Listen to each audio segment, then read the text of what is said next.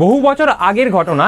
একবার এক ব্যবসায়ী তার ছেলেকে কঠোর পরিশ্রম করে পড়াশোনা শেখায়। প্রথমে ছেলে ইঞ্জিনিয়ারিং কমপ্লিট করে, তারপর সে বলে আমি এমবিএ করব। বাবা তাকে তাই করায়, কিন্তু তারপরেও তার হাতে কোনো জব আসেনি। তারপর সে তার বাবাকে বলে আমি কি তাহলে তোমার বিজনেসেই জয়েন করব, তাহলে তোমারও একটু সুবিধা হবে। বাবা বলে ঠিক আছে তাই কর। তো তার বাবার একটা কাপড়ের দোকান ছিল। এখন ছেলে ভাবে আমি তো পড়াশোনা শেখা শিক্ষিত ছেলে, এমবিএ কমপ্লিট করেছি, তাহলে আমার ক্ষেত্রে কোনো প্রবলেমই নেই একটা দোকান চালানো, আর আশা করছি বাবার থেকে প্রফিট বেশিই করব। তো সে প্রথম দিন দোকানে যায় আর প্রথম কাস্টমার আসে। তখন সে তার বাবাকে ইশারা করে বলে এটা আমি হ্যান্ডেল করছি, আর তখন সে কাস্টমারকে কিছু জিনিসও বিক্রি করে। তারপর সেখান থেকে কাস্টমার চলে যায় আর ছেলেটি তার বাবাকে বলে দেখো প্রথম সেলেই আমি 2000 টাকা প্রফিট করেছি।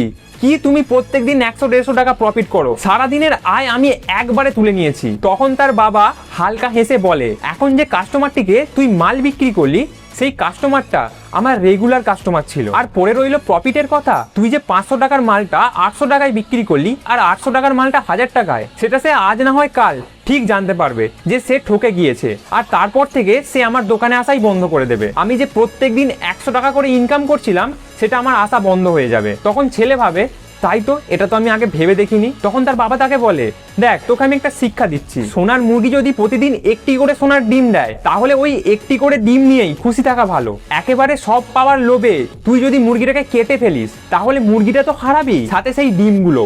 So change your mindset to be unique.